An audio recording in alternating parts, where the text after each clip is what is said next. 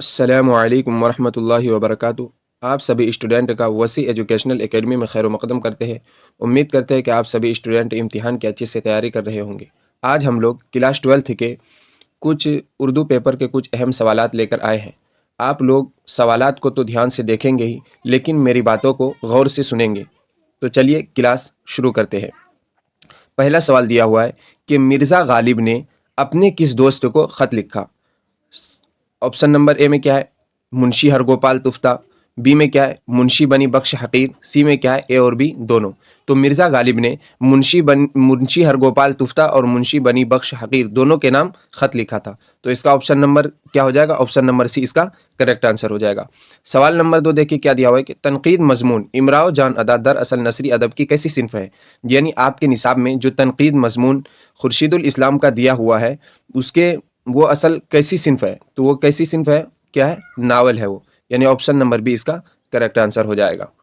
और इमराव जान अदा नावल के मुसन्निफ अगर आपसे पूछे तो कौन है, रतन नाथ शंशार इसके मुसन्निफ हैं। अगला सवाल देखिए। सवाल नंबर 3 क्या दिया हुआ है कि कुर्रतुल ऐन हैदर का कौन सा अफसाना आपके निसाब में शामिल है। तो कुर्रतुल ऐन हैदर का कौन सा अफसाना आपके निसाब में शामिल है, ऑप्शन नंबर ए यानी कि फोटोग्राफर। कुर्रतुल ऐन हैदर का फोटोग्राफर आपके निसाब में शामिल है। अगर आपसे पूछे बजुका के मुसन्निफ कौन है तो सुरेंद्र प्रकाश। सुकून के नींद के मुसन्निफ अगर आपसे पूछे कौन है तो इकबाल मजीद। और अगर लम्हे के पूछे तो कौन है, लम्हे का कौन है, बलवंत सिंह।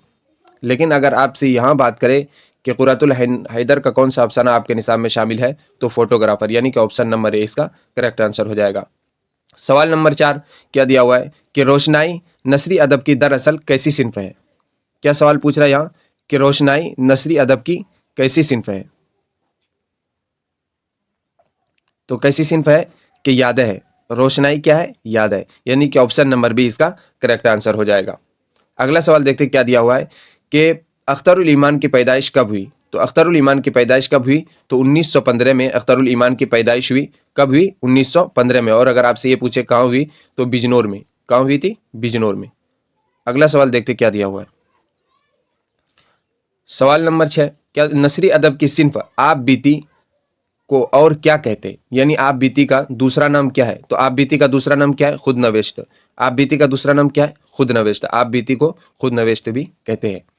अगला सवाल क्या है, सवाल नंबर 7 कि शफ़ी जावेद के अफसाना का मौजू क्या है। शफ़ी जावेद के अफसाने का मौजू क्या है, मैं और वो, यानी ऑप्शन नंबर सी इसका करेक्ट आंसर हो जाएगा। अगला सवाल देखिए, सूरत तो काला भंजक, लंबे लंबे पाँव, बेडोल चेहरा जैसे अल्फाज से मुसन्निफ ने किसका हौलिया बयान किया है। तो किसका हौलिया बयान किया था, तो मच्छर का। किसका हौलिया बयान किया था, मच्छर का। और अगर आपसे पूछे मच्छर के मुसन्निफ कौन है तो ख्वाजा हुस्न निज़ामी इसके मच्छर के क्या है, मुसन्निफ हैं। अगला सवाल देखते क्या दिया हुआ है। अगला सवाल दिया हुआ है कि कन्हैया लाल कपूर ने किस मशहूर शायर को जदीद शोरा की मजलिस में पेश किया। किस मशहूर शायर को जदीद शोरा के मजलिस में पेश किया था। तो किसको पेश किया था, किसको, मिर्ज़ा गालिब को। किसको पेश किया था, मिर्ज़ा गालिब को। आप कमेंट में बताएं कि मिर्ज़ा गालिब का असल नाम क्या है। चलिए अगला सवाल देखते हैं। अगला सवाल आपका क्या दिया हुआ है कि रामलाल का सफ़र नामा आपके निसाब में किस उन्वान से है। तो आपके निसाब में रामलाल का जो सफ़रनामा है उसका नाम क्या है। तो उसका नाम क्या है, जर्द पत्तों की बहार। उसका क्या नाम है, जर्द पत्तों की बहार, यानी ऑप्शन नंबर बी इसका करेक्ट आंसर हो जाएगा। अगला सवाल देखिए क्या दिया हुआ है कि गज़ल में मतला के अलावा दूसरा मतला भी होता है, उसे क्या कहते हैं। यानी गज़ल के पहले शेर को मतला कहते हैं, और अगर उसका दूसरा शेर भी मतला ही का ही हो तो उसे क्या कहेंगे, उसे हुस्ने मतला कहेंगे। उसे क्या कहेंगे, हुस्ने मतला कहेंगे। और गज़ल के सबसे अच्छे शेर को बैतुल गज़ल या शाह गज़ल कहते हैं, और गज़ल के आखिरी शेर को मक्ता कहते हैं। गज़ल के आखिरी शेर को क्या कहते हैं, मक्ता कहते हैं। तो यहाँ आपका ऑप्शन नंबर ए इसका करेक्ट आंसर हो जाएगा। अगला सवाल क्या दिया हुआ है कि ख्वाजा अल्ताफ हुसैन हाली कहाँ पैदा हुए। क्या पूछ रहा है कि ख्वाजा अल्ताफ हुसैन हाली कहाँ पैदा हुए। तो कहाँ पैदा हुए थे, पानीपत में। और अगर आपसे ये पूछे कि कब पैदा हुए तो 1837 में पैदा हुए थे। कब पैदा हुए थे, अल्ताफ हुसैन हाली पानीपत में 1837 में पैदा हुए थे। अगला सवाल क्या दिया हुआ है कि अव्वल शब व बज़्म की रौनक शमा भी थी परवाना भी किस शायर की गज़ल का मिसरा है। यानी कि ये गज़ल का जो मिसरा है ये किस, इसका मुसन्निफ कौन है। तो इसके मुसन्निफ कौन है, आरजू है। इसके मुसन्निफ कौन है, आरजू लखनवी। कौन है, आरजू लखनवी। ऑप्शन नंबर बी इसका करेक्ट आंसर हो जाएगा। अगला सवाल देखते हैं। अगला सवाल क्या दिया हुआ है कि लुगत में किस शायरी सिन्फ के माने लड़ी में मोती पिरोना है। लड़ी में मोती पिरोना किसके माने है, नज़म के। यानी ऑप्शन नंबर डी इसका करेक्ट आंसर हो जाएगा। और अगर आपसे पूछे नज़म के लुग़वी माने क्या है, तो नज़म के लुग़वी माने क्या होते हैं, इंतज़ाम के, यानी लेकिन नज़म का मफ़हूम क्या होता है, लड़ी में मोती पिरोना। क्या होता है, लड़ी में मोती पिरोना। आपसे सवाल पूछ रहे हैं कि गज़ल का मफ़हूम क्या है, कमेंट में बताएं कि गज़ल का मफ़हूम क्या है। अगला सवाल देखते हैं, नज़म गोर गरीबा किस अंग्रेज़ी ज़बान के शायर का उर्दू तर्जुमा है। नज़म गोर गरीबा जो है किस अंग्रेज़ी ज़बान के शायर का उर्दू तर्जुमा है, तो किसका है, थाम्स गरे का उर्दू में तर्जुमा क्या है, थाम्स गरे का उर्दू में तर्जुमा क्या है, गोर गरीबा। ऑप्शन नंबर सी इसका करेक्ट आंसर हो जाएगा। अगला सवाल देखते हैं, अल्लामा इकबाल के बुजुर्गों का सिलसिला कहाँ से है। क्या पूछ रहा है कि अल्लामा इकबाल के बुजुर्गों का सिलसिला कहाँ से है, तो कश्मीर से है। कहाँ से है, यानी कि उनके बुजुर्गों का सिलसिला कश्मीर से था, वो कश्मीरी पंडित थे उनके बुजुर्ग। ऑप्शन नंबर सी इसका करेक्ट आंसर हो जाएगा। अगला सवाल देखते हैं, अगला सवाल क्या दिया हुआ है कि अगला सवाल दिया हुआ है, नज्म रूह अर्जा रूह अर्जी आदम का इस्तकबाल करती है कि शायर कौन है, तो इस नज्म के शायर कौन है, अल्लामा इकबाल। इस नज्म के शायर कौन है, अल्लामा इकबाल। अगर आपसे ये पूछे कि अल्लामा इकबाल कहाँ पैदा हुए थे, तो सियालकोट में पैदा हुए थे। और कब पैदा हुए थे, तो 1877 में इनकी पैदाइश हुई थी। अगला सवाल क्या दिया हुआ है कि नून मीम राशिद का पूरा नाम क्या है। नून मीम राशिद का पूरा नाम क्या है, नज़ीर मोहम्मद राशिद। नून मीम राशिद का पूरा नाम क्या है, Nazir Mohammad Rashid. Option number A इसका करेक्ट आंसर हो जाएगा। अगला सवाल क्या दिया हुआ है कि मुंदरजा झैल में से किसी नज्म का मरकजी ख्याल, यानी किस नज्म का मरकजी ख्याल फसाद की कत्लो गारत है, तो किसका है, यादनगर का। किसका है, यादनगर का। ऑप्शन नंबर सी इसका करेक्ट आंसर हो जाएगा। अगला सवाल देखते क्या दिया हुआ है कि तवील नज्म वक्त का तराना किसकी नज्म है। क्या लिखा हुआ है कि तवील नज्म वक्त का तराना किसकी नज्म है, तो किसकी नज्म है, अली सरदार जाफरी। यानी ऑप्शन नंबर डी इसका करेक्ट आंसर हो जाएगा। अगला सवाल दिया हुआ है कि मुंशी प्रेमचंद के किस नावल का एक हिस्सा खयाबान उर्दू में शामिल है, कौन सा है, तो बेवा। खयाबान उर्दू में जो एक नावल शामिल है, कौन सा है, उसका क्या नाम है, बेवा। यानी ऑप्शन नंबर सी इसका करेक्ट आंसर हो जाएगा। अगला सवाल देखते क्या दिया हुआ है। अगला सवाल दिया हुआ है कि मुंदरजा झैल में से कौन सा नावल प्रेमचंद का नहीं है, तो कौन सा नहीं है, मैदान अमल भी है, बाजार हुस्न भी है, गौदान, ये तीनों है। तो इसका मतलब क्या है, ऑप्शन नंबर डी इसका करेक्ट आंसर हो जाएगा। यानी कि ये मुंशी प्रेमचंद का नावल नहीं है।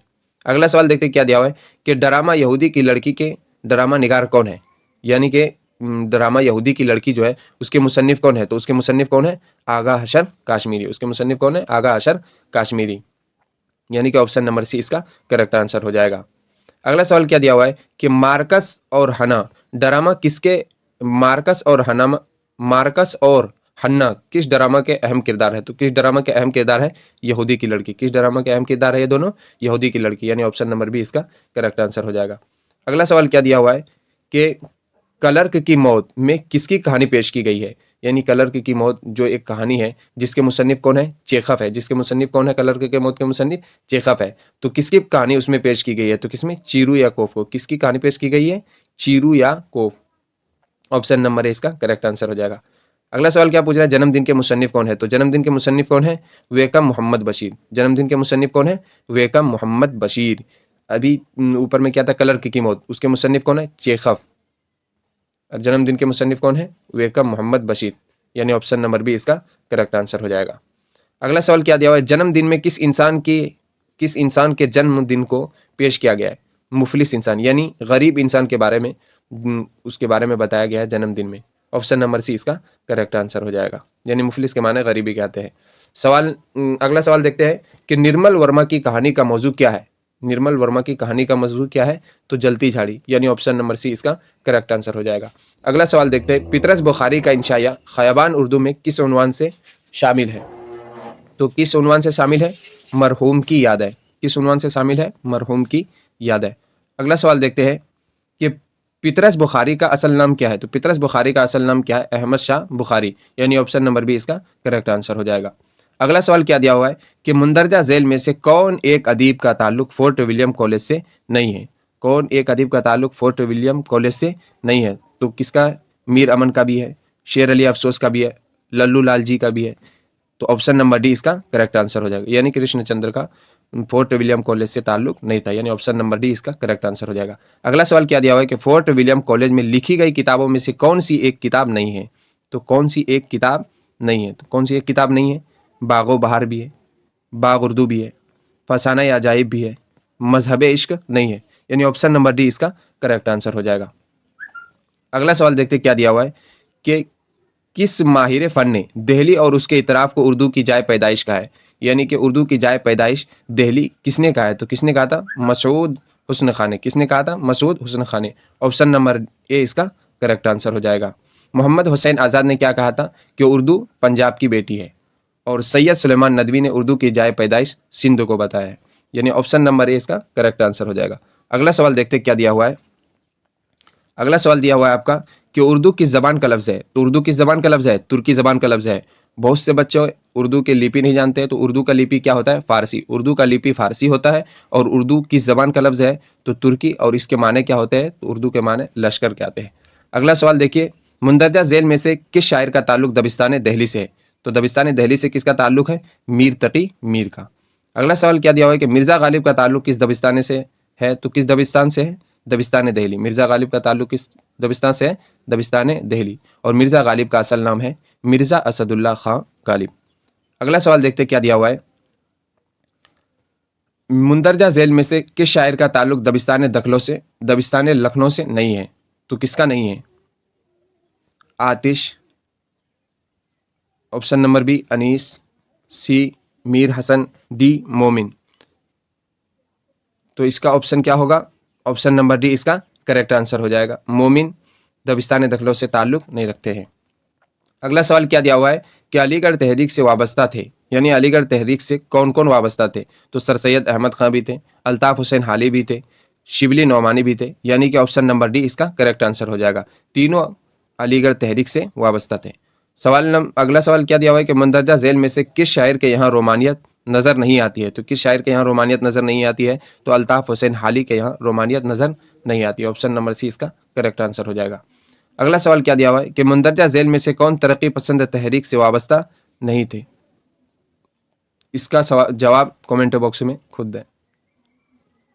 अब आपका 2 नंबर वाला सवाल है, मंदरजा झेल में से किसी 5 सवाल के जवाब दें। जवाब एक लफ्ज़ या एक जुमले में हो। पहला सवाल क्या दिया हुआ है कि मिर्ज़ा गालिब के ज़रिए लिखे खुतूत अपने किन किन दोस्तों के नाम है? तो किन किन दोस्तों के नाम था? मुंशी हरगोपाल तुफ्ता और मुंशी बनी बख्श हकीर के नाम। सवाल नंबर 2 क्या दिया हुआ है कि खूजी एक मुताला तनकीदी मजमून के मुसन्निफ कौन है? तो खूजी एक मुताला इसके मुसन्निफ कौन है? एहतशाम हुसैन। अगला सवाल क्या दिया हुआ है, कुर्रतुल ऐन हैदर कब और कहाँ पैदा हुए? तो कुर्रतुल ऐन हैदर अलीगढ़ में 1927 को पैदा हुए। कब हुए थे? अलीगढ़ में 1927 को पैदा हुए थे। अगला सवाल क्या दिया हुआ है कि गज़ल का पहला और आखिरी शेर क्या कहलाता है? तो गज़ल का पहला शेर मतला कहलाता है और गज़ल का आखिरी शेर मक्ता कहलाता है। अगला सवाल क्या दिया हुआ है कि आपके निसाब में शामिल इकबाल की नज़्म का उन्वान क्या है? यानी अल्लामा इकबाल का कौन सा नज़्म आपके निसाब में है? तो कौन सा नज़्म है? रूह अर्ज़ी आदम का इस्तकबाल करती है। कौन सी नज़्म है? रूह अर्ज़ी आदम का इस्तकबाल करती है। तवील नज़्म वक्त के तराना के शायर कौन है? यानी तवील नज़्म जो वक्त का तराना है इसके मुसन्निफ पूछ रहे हैं, तो इसके मुसन्निफ कौन है? अली सरदार जाफरी। अगला सवाल क्या दिया हुआ है कि बुनियादी तौर पर ड्रामे के 2 हिस्से कौन कौन से हैं? तो बुनियादी तौर पर ड्रामे के 2 हिस्से कौन कौन से हैं? तो पहला क्या है? ट्रेजिडी। पहला क्या है? ट्रेजिडी। पहला क्या है? ट्रेजिडी। और दूसरा क्या है? कॉमेडी। पहला ट्रेजिडी है और दूसरा कॉमेडी है। अब यहाँ 3 नंबर सवालात हैं, यानी कि आपको हर एक सवाल पर 3 नंबर दिए जाएंगे। इसका स्क्रीनशॉट ले लें और ये सभी सवालात किताब से हल करें। ये अहम सवालात है, ये एग्ज़ाम में आ सकते हैं। और ये यानी कि ग्रुप सी में 3 सवालात आपसे 5 सवालात पूछे जाएंगे, 3 सवालात आपको बनाने होंगे। ये 5 नंबर वाला सवाल है, ये भी एक